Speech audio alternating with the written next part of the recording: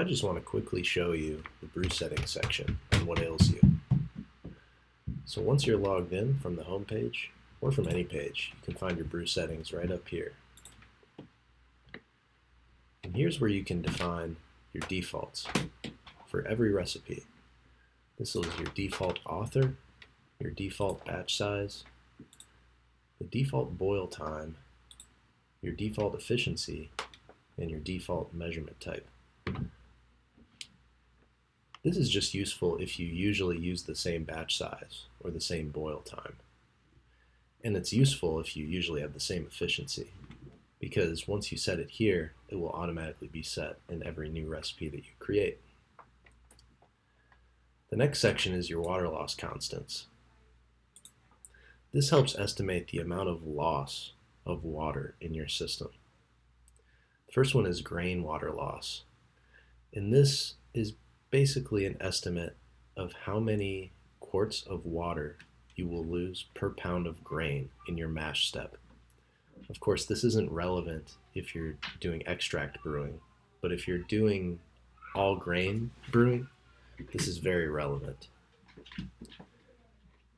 Next is the amount of fermenter dead space. This is the amount of beer left in your fermenter at the end of your fermentation.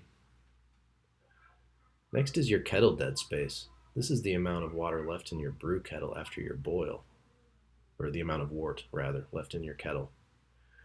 And then this is an estimate of how much water evaporates when you brew. How many gallons per hour during your boil.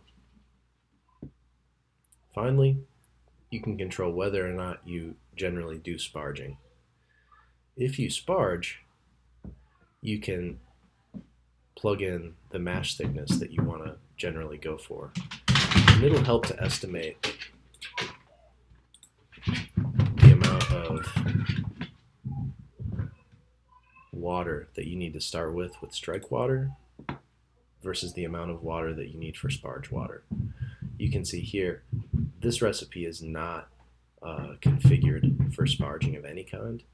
But if I did configure it for sparging and input that mash thickness, it would calculate how much water I need to start with in strike water to achieve that mash thickness, and how much water left over I could use for sparging to arrive at my final volume that I'm shooting for.